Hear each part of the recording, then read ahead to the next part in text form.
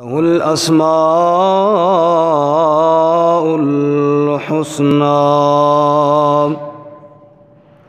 والصلاة والسلام على خاتم الرسل وسيد الأنبياء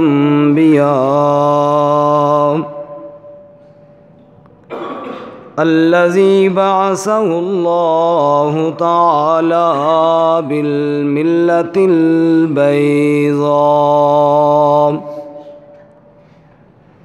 من اتبع سنته فقد رشد واهتدى ومن تولى عنه فقد ضل وغوى وعلى آله وأصحابه الأتقياء أما بعد فأعوذ بالله من الشيطان الرجيم بسم الله الرحمن الرحيم الف لام را تلك آيات الكتاب المبين إنا أنزلناه قرآنا عربيا لعلكم تعقلون نحن نقص عليك أحسن القصص بما أوحينا إليك هذا القرآن وإن كنت من قبله لمن الغافلين إذ قال يوسف لأبيه يا أبت إني رأيت 11 كوكبا والشمس والقمر رأيتهم لي ساجدين قال يا بني لا تقصص رؤياك على إخوتك فيكيدوا لك كيدا إن الشيطان للإنسان عدو مبين وكذلك يجتبيك ربك ويعلمك من تأويل الأحاديث ويتم نعمته عليك وعلى آل يعقوب كما أتمها على أبويك من قبل إبراهيم وإسحاق إن ربك عليم حكيم سبحان ربك رب العزة عما يصفون وسلام على المرسلين والحمد لله رب العالمين اللهم صل على محمد وعلى آل محمد كما صليت على إبراهيم وعلى آل إبراهيم إنك حميد مجيد اللهم بارك على محمد وعلى آل محمد كما باركت على إبراهيم وعلى آل إبراهيم إنك حميد مجيد معزز سامعین، دوستوں اور بزرگوں اور بھائیوں، تقریباً آج سے 6 سال قبل جمعۃ المبارک کی نشست میں یوسف علیہ السلام کا واقعہ ترتیب کے ساتھ سنایا تھا۔ اس کے بعد درس قرآن میں تو ہمارا چلتا رہا، لیکن جمعہ کے نشست میں نہیں سنایا گیا۔ ہمارے چند ساتھی جو باہر سے صرف جمعے والے دن آتے ہیں، ان کا اصرار تھا، 2-4 جمعوں سے مجھے کہہ رہے تھے کہ ایک دفعہ پھر یوسف علیہ السلام کا واقعہ آپ جمعے کی نشست میں سنائیں۔ ہمارے ان احباب کا مطالبہ بھی ہے اور اللہ کا قرآن بھی ہے، اور ہمارے لیے باعث افتخار ہے اور شرف ہے کہ ہم اللہ تعالیٰ کے قرآن میں سے ایک واقعہ جو اللہ نے ہماری ہدایت کے لیے بیان کیا ہے اس کو محبت اور شوق کے ساتھ سنیں گے۔ آج سے دوبارہ شروع کیا جا رہا ہے، انشاءاللہ مسلسل جمعوں کی نشستوں میں اس کو مکمل کیا جائے گا۔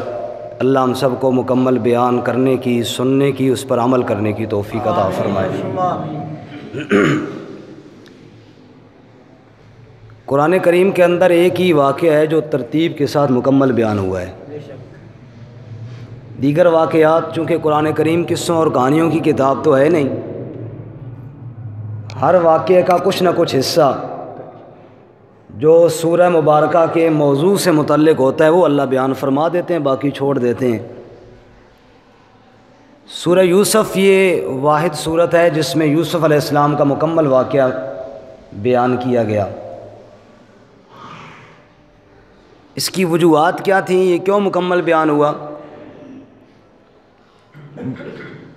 مفسرین فرماتے ہیں بعض اصحاب رسول صلی اللہ علیہ وسلم کی فرمائش بھی تھی کہ کوئی ایک واقعہ تو مکمل بیان کیا جائے۔ اسی طرح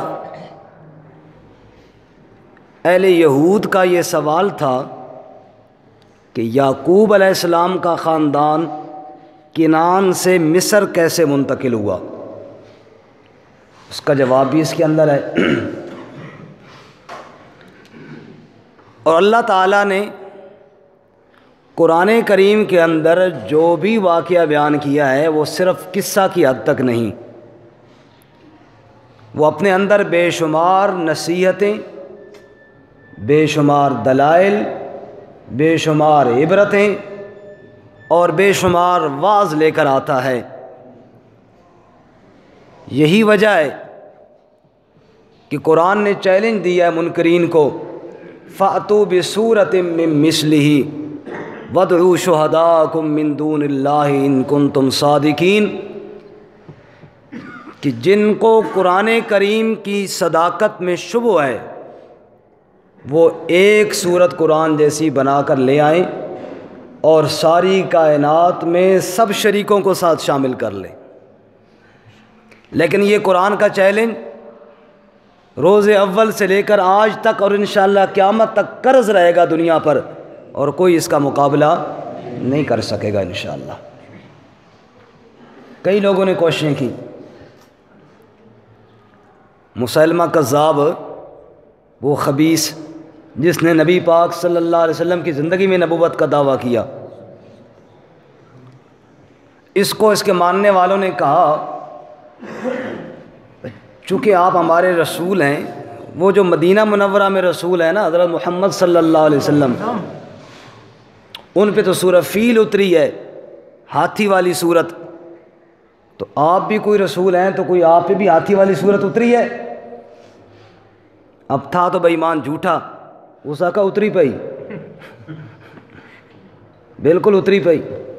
اچھا جی ماشاءاللہ، پھر ہاتھی والی صورت، اب قرآن پاک میں ہاتھی والی صورت الم تر کیف فعل ربک باصحاب الفیل، ایک سچا واقعہ اور اس کے اندر بے شمار عبرتیں، اور اللہ کے عذاب سے ڈرایا گیا کہ کس طرح وہ ابرہہ ہاتھیہ کا لشکر لے کر گیا تھا اور کس طرح تباہ و برباد ہوا اور کس طرح وہ نیست و نابود ہوا۔ وہاں تو سچی خبریں ہیں، صداقت ہے اور وہاں تو عبرت ہے۔ جب اس سے مطالبہ کیا گیا نا ہاتھی والی صورت کا، سورہ فیل کا، اس کا اتری پئی، بالکل اتری پئی۔ اب سناؤ جی وہ کون سی صورت ہے؟ اب اس نے اپنی طرف سے گھڑی اور کہنے لگا الفیل ملفیل وما ادراک ملفیل، ہاتھی کیا ہے، ہاتھی تمہیں کیا پتہ ہاتھی کیا ہے؟ یہ مقابلہ ہو رہا ہے قرآن کے ساتھ، تمہیں کیا معلوم کیا ہے ہاتھی؟ ذنبہ قصیر وخرطومہ طویل، دم چھوٹی سی ہے اور سونڈ لمبا سا ہے، یہ ہے ہاتھی۔ کہنے لگا بتاؤ پھر کیسی ہے میری سورہ فیل؟ اس کے ماننے والے خود ہی جب سنائی تو ہنس پڑے آگے سے، جیسے بھی آپ ہنس پڑے نا، کیونکہ بات ہی ایسی ہے۔ اور نے کہا جی کہاں وہ جس کے اندر ایک سچا واقعہ، جس کے اندر عبرت کا سامان، اور کہاں یہ تیری گڑنتو صورت جس کے اندر صداقت کی تو بات ہی کوئی نہیں ہے، اور ہاتھی جو سب نے دیکھی ہوئی ہے وہی بات تم کہہ رہے ہو کہ تمہیں کیا پتہ، ہمیں تو پتہ ہے، ہم نے تو دیکھی ہوئی ہے ہاتھی، جو دم تو نے دیکھا ہے وہ ہم نے بھی دیکھا ہے۔ تو خیر عرض کرنے کا مطلب یہ ہے کہ قرآن کریم کے قصوں کے اندر بے شمار عبرت، بے شمار دلائل ہوتے ہیں۔ اور یہ جو سورہ یوسف ہے نا، اور واقعہ یوسف جو ہے، اس کو تو خود اللہ نے احسن القصص فرمایا ہے کہ سارے قصوں میں سب سے زیادہ خوبصورت قصہ ہے۔ سبحان اللہ۔ اب ذرا چونکہ وقت تھوڑا ہوتا ہے، تمہید میں سارا وقت نہ گزر جائے، چند آیتیں سن لیجئے، پھر میں آپ کو عرض کروں گا آج کے سبق میں کہ اس کو احسن القصص کیوں کہا گیا ہے۔ فرماتے ہیں الف لام را تلک آیات الکتاب المبین، فرمائیے روشن کتاب کی آیتیں ہیں۔ وہ کون سی روشن کتاب؟ فرمایا انا انزلناہ قرآنا عربیا لعلکم تعقلون، وہ روشن کتاب میرے قرآن والی ہے۔ کہو سبحان اللہ۔ انا انزلناہ قرآنا عربیا، ہم نے قرآن کو عربی زبان میں نازل کیا، لعلکم تعقلون،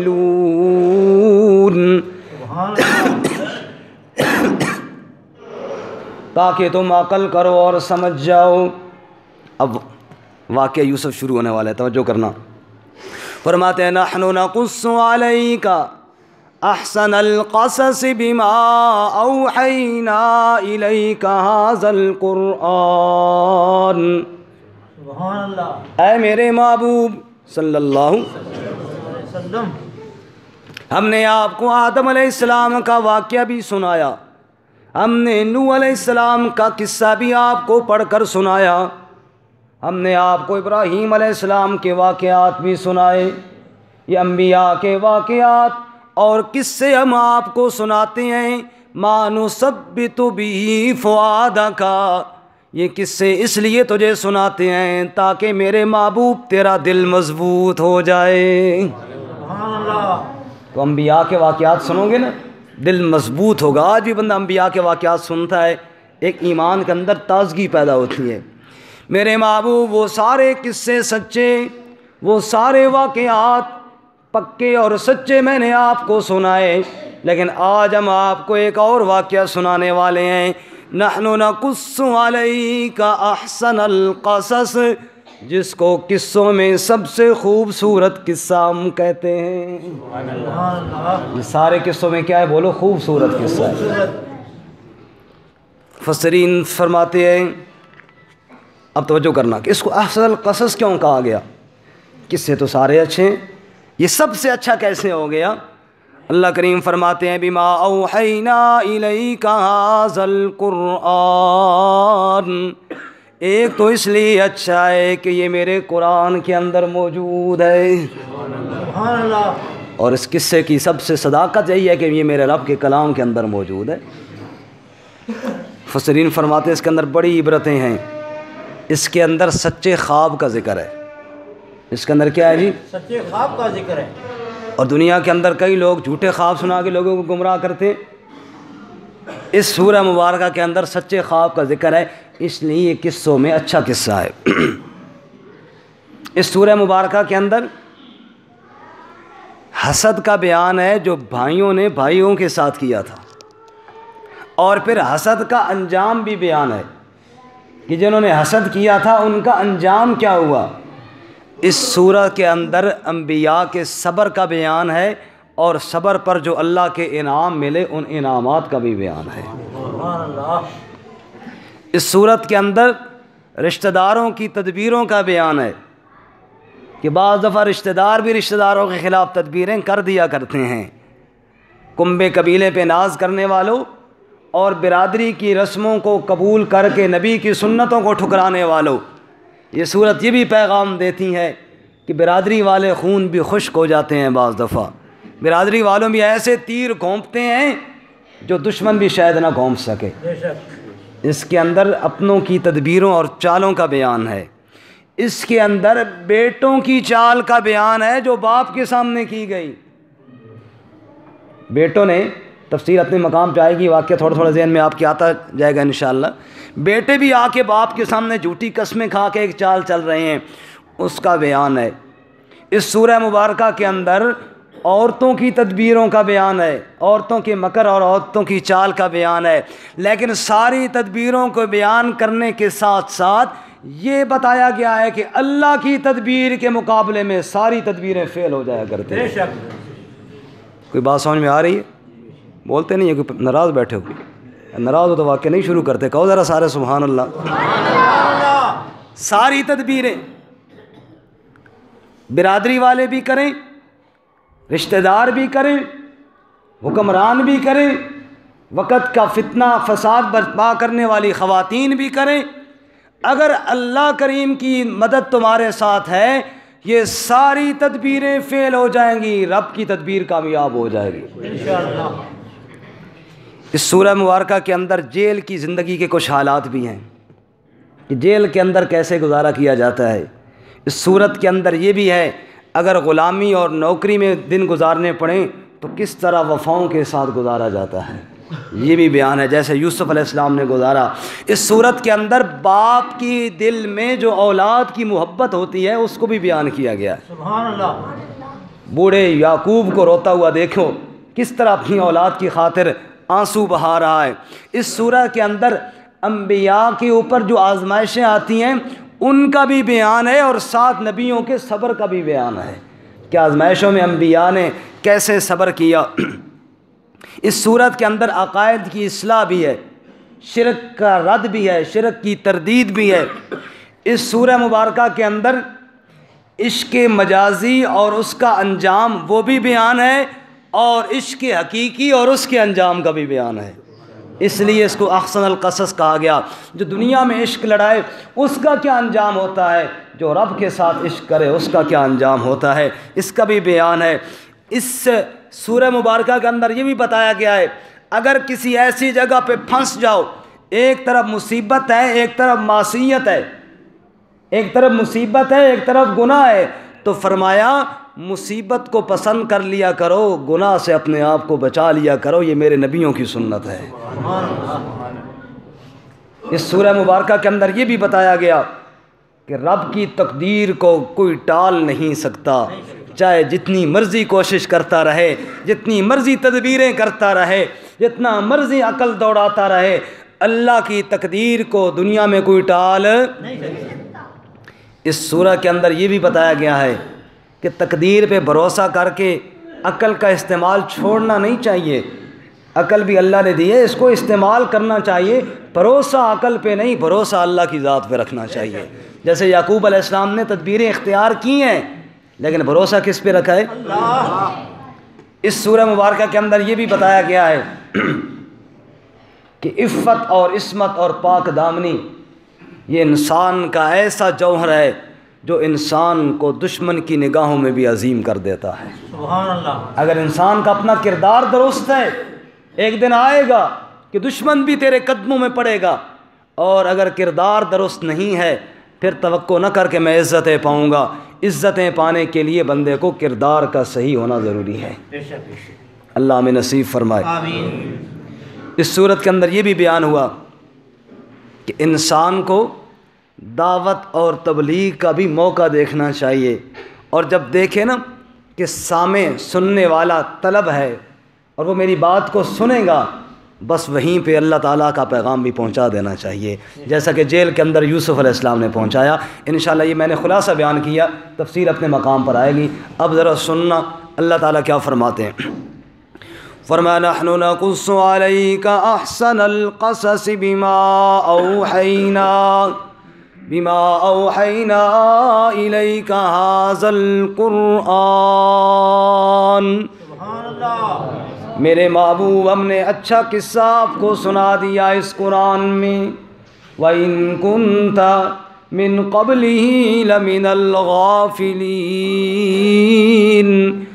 اور میرے سنانے سے پہلے آپ اس قصے سے بے خبر تھے، آپ کو نہیں پتہ یوسف کا قصہ کیا ہے، میرے محبوب آپ نہ جانتے تھے وہ سارا واقعہ کیا ہے، لیکن چونکہ آپ میرے نبی ہیں اور علام الغیوب تو میری ذات ہے، غیب جاننے والے نے وہ غیب کا قصہ وحی کے ذریعے آپ پہ نازل کر کے آپ کو بھی وہ خبر بتا دی سچی۔ اب واقعہ شروع ہو رہا ہے جی، پہلا حال آج کے وقت میں انشاءاللہ پہلا ہی حال بیان ہوگا، باقی انشاءاللہ اگلے جمعے۔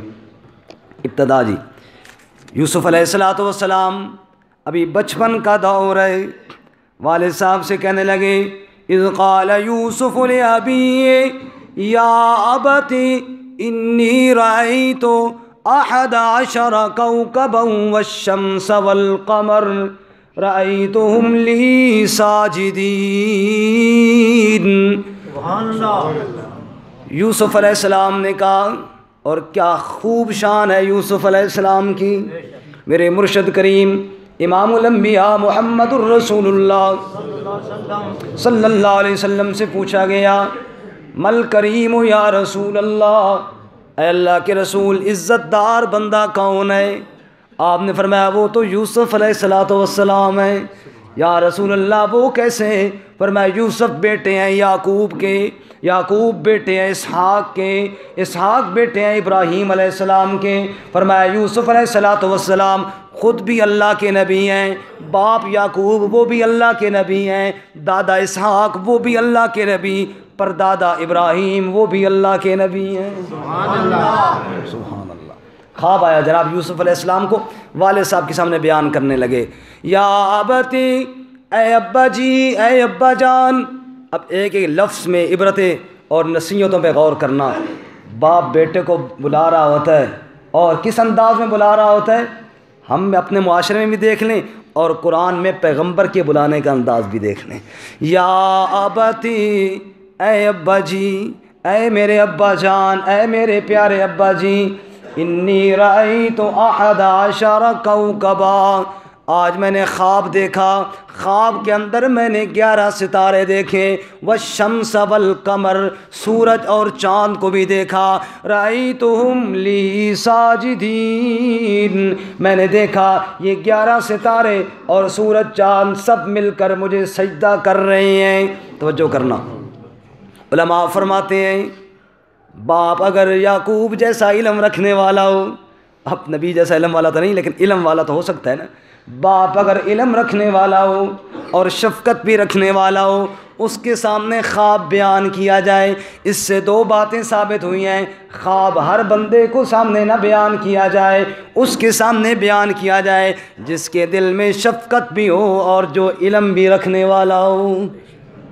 اللہ کے نبی صلی اللہ علیہ وسلم فرماتے ہیں بعض خواب معلق ہوتے ہیں، لٹکے ہوئے ہوتے ہیں، جب بیان کیا جائے جیسے پرندہ نکل گیا نا پنجرے سے اب وہ اڑ گیا، ایسے ہی خواب کی جب تعبیر ہو گئی تو وہ نافذ ہو گیا۔ اس لیے ایسے بندے کو خواب نہ بیان کیا جائے جس کے دل میں آپ کے لیے شفقت نہیں ہے، یا جناب جو علم والا نہیں ہے، وہ کوئی ایم ہی مارے گا جھلی اور جناب وہ تیرے لیے مصیبت بن جائے گی۔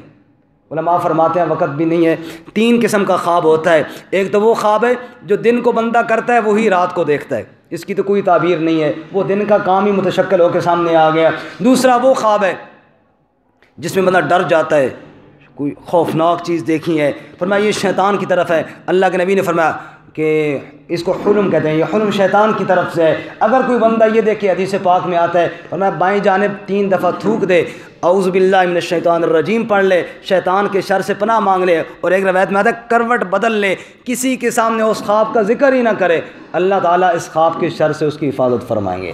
اور تیسرا وہ خواب جو بندہ اچھا دیکھتا ہے وہ جاننے والے کو اور شفقت والے کو بتائے، جیسا کہ یوسف علیہ السلام نے بتایا۔